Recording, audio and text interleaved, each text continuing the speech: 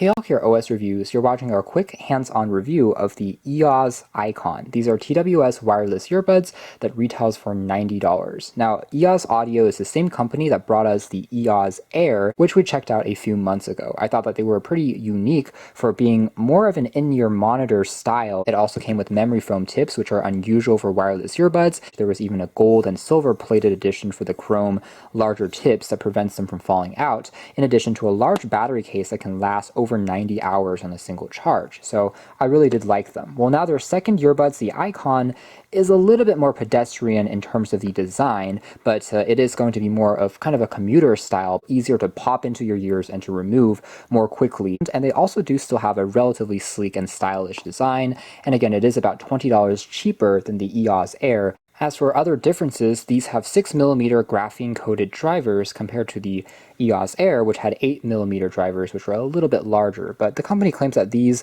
have been slightly tweaked in terms of their sound profile, which also claims that the connectivity has been improved. So it should be faster to pair with your phone using an updated Bluetooth 5.0 chip.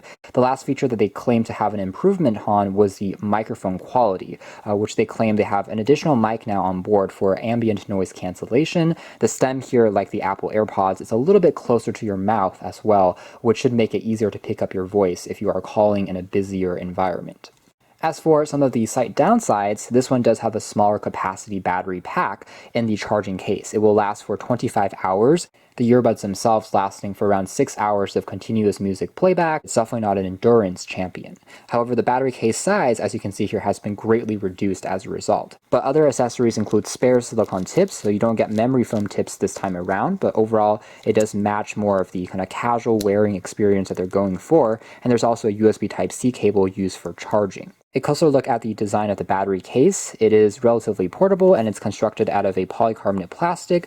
There are LED lights in the rear here which will pop onto life to give you a quick status of how much juice is remaining and whether the earbuds are charging or not. As a quick size comparison, here they are next to the EOZ Air, so as we can see there, they are considerably smaller. With that being said, the case is still a little bit larger than the Apple AirPods. The earbuds are held magnetically into the case and it snaps in with a satisfying click. Here it is next to the EOZ Air from before. You can see it's definitely smaller by comparison. Base here is where we have the microphones, as you can see, so they are basically pointed towards your mouth when you're making a call, which definitely helps. The ridges of the earbuds, or the stems, are also flat, which makes them easy to pull in and remove from your ears, so nice ergonomic touch. Finally, the earbuds themselves do have a very small micro wing attached onto the side, which is made out of rubber. Overall, I'd characterize the sound as being relatively open for a pair of earbuds. What I mean by that is you do feel a nice amount of separation between, say, vocals, instrumentals, the various layers of the music. It almost seems like you're in a live setting and you're listening to the music. It's not at all muffled, which sometimes cheaper earbuds have a tendency to do. They can oftentimes squeeze all the sound into perhaps the mids and not give you too much separation as a result. At the same time, I would say that bass is also quite good. It might not be the most bass-heavy earbuds I've ever tried, and it offers a nice balance, especially if you're listening to pop music, EDM music, or rock music, so it does a nice job there. There's very little distortion here, so you can turn the volume all the way down, and you won't really hear any hiss or hum in the background. You're able to immerse yourself with the track more easily, so overall sound quality is really good. We have a surprising, again, amount of openness to the sound as far as earbuds are concerned. We have good details, very little distortion, and there's also very little latency as far as the Bluetooth connectivity is concerned. So there's really no problems as far as quickly pairing with your phone.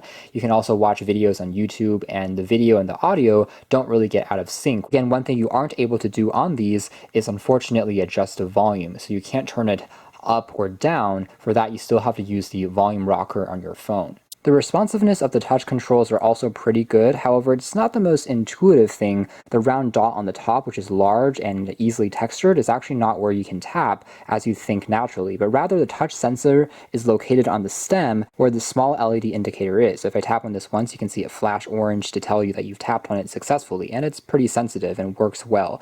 But you have to remember or check out the manual to know that it's not located on the top like you might think, but rather on this small portion on the light. performance of the microphones are definitely improved compared to the EOZ Air. In fact, I'd say that these are one of the best sounding mics that you'll find out of wireless earbuds, but they do cancel out a good amount of background noise as long as you're not in too windy of an environment.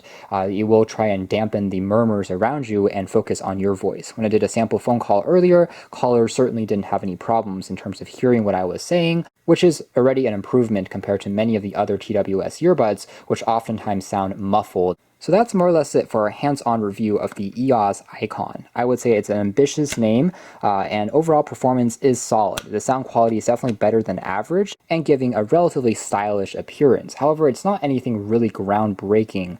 Doesn't have a companion application, doesn't have wireless charging for the battery case, doesn't have any additional smart features, but as far as sound quality, it is really solid. But in a sense, I would say it's not as perhaps eye-catching as the EOZ Air from, again, a few months ago was in terms of its concept. However, these are still definitely solid, and if you are looking for a slightly less expensive model from the same company, something more comfortable for everyday use, a little bit lighter, easier to pop in and to remove, you certainly won't be disappointed with the Icons, especially if you're also planning on doing more phone calls. Again, the mics on these are definitely above average as far as wireless earbuds are concerned. So you can check out more details if you are interested in the links down below, but for now that's been our video. Thanks for watching here at OS Reviews. That's been the EOZ Icon.